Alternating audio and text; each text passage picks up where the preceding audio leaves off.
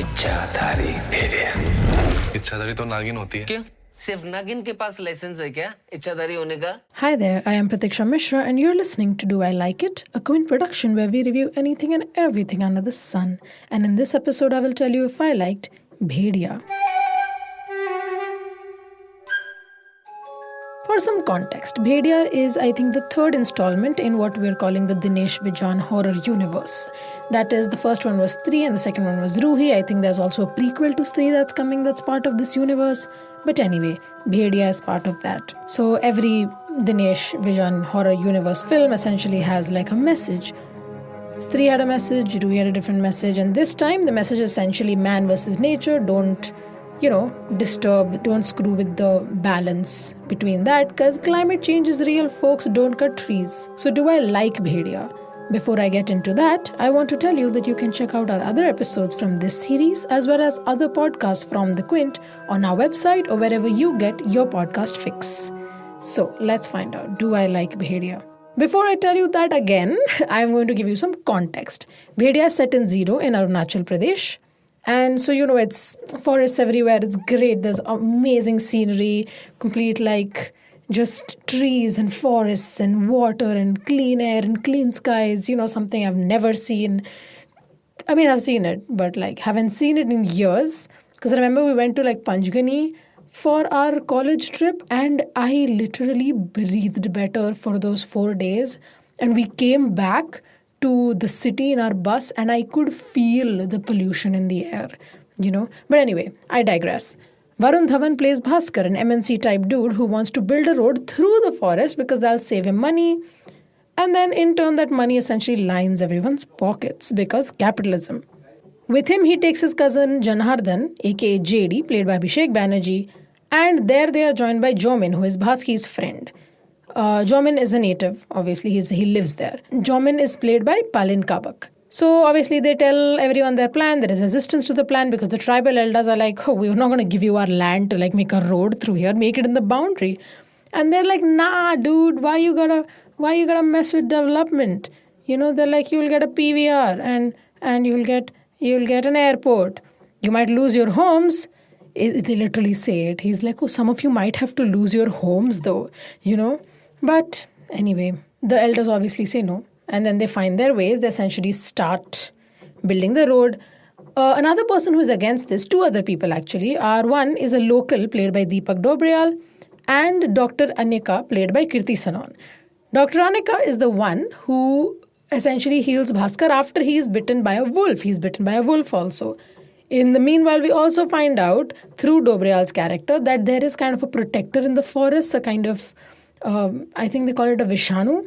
After all of this happens and he's bitten by the wolf and he's healing, whatever, he becomes a Bhediya or a werewolf. I mean, technically, I think it's more lichen-esque because, he even has some of his powers when he's in human form, which I don't think happens with a werewolf. He also can control his transformation, not control as much as he just has more lichen abilities than he has a werewolf. But okay, let's not get into all of that. Kriti Sanon plays a vet who is just confused all the time. And I don't know why, because she's a vet. I'm sure she's smart. Why is she so confused by everything? Regardless, I could get into how female characters are treated in Bhediya, but then that'd be a huge spoiler because there's literally just one female character in the film. And that should tell you everything you need to know. In Bhediya, the Dinesh Vijan template is essentially followed. What is evil is not evil. It's essentially a message. Everyone's giving monologues. Don't destroy nature. Climate change is real. We're all gonna die. Blah, blah, blah. Bhaskar is like, I don't care. But then obviously eventually starts changing his mind.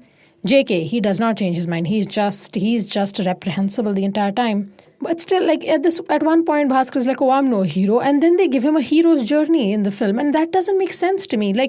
अगर उन्होंने ऐसा forest और forest के protectors को actual hero बनाया होता, then the film would have been much better. Because again, it's that outsider who comes to a forest, who was the threat in the first place, and he's your savior. You're telling me that the tribal community who has essentially lived and worked with this forest in harmony for years is not the people who save it. That just seems kind of very savior complexy.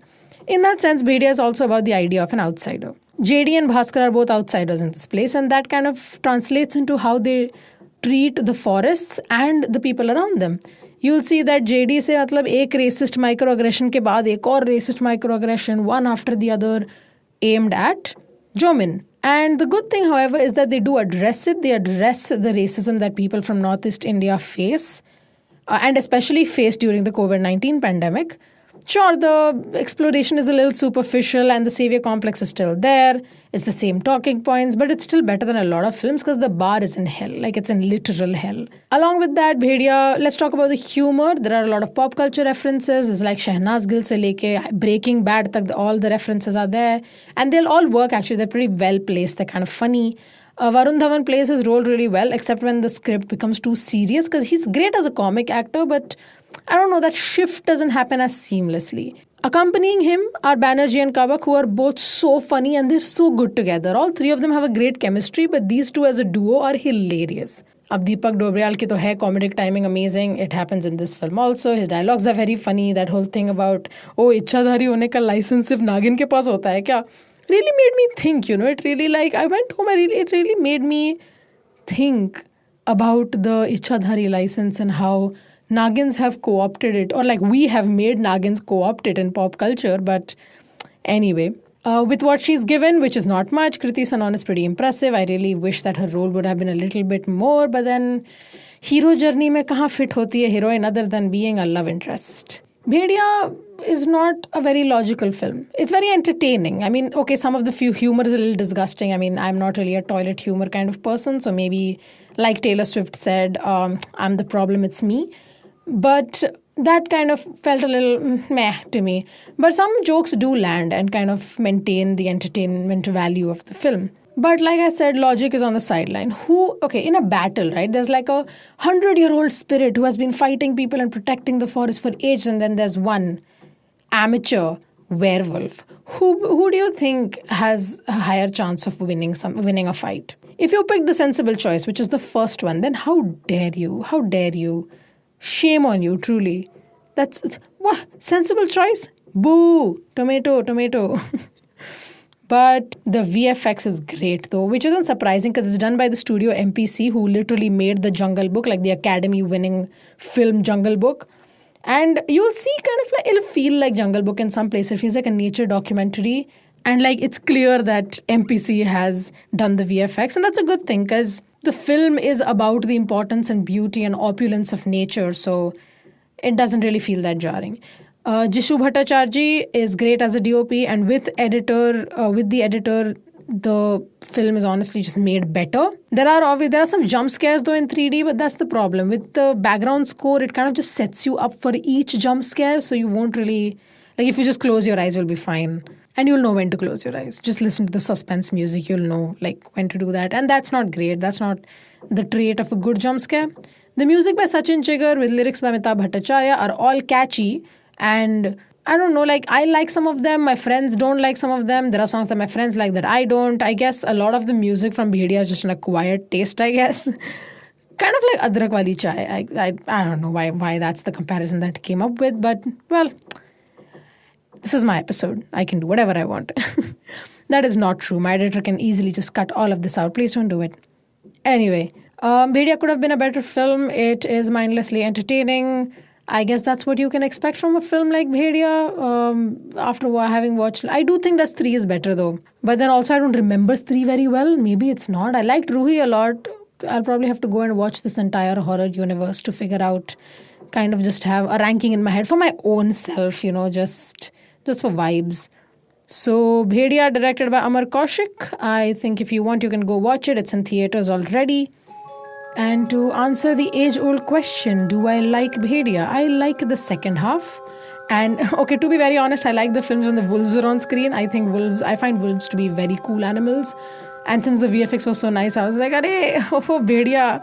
Really like that. Great wolves. Loved the wolves. That was all for this episode. Thank you so much for listening. Do I Like It is a Quint production, executively produced by Ritu Kapoor and Shelly Walia, hosted by me, Pratikshya Mishra, produced and edited by Pratik Lidhu, with music from Bhediya and BMG Production.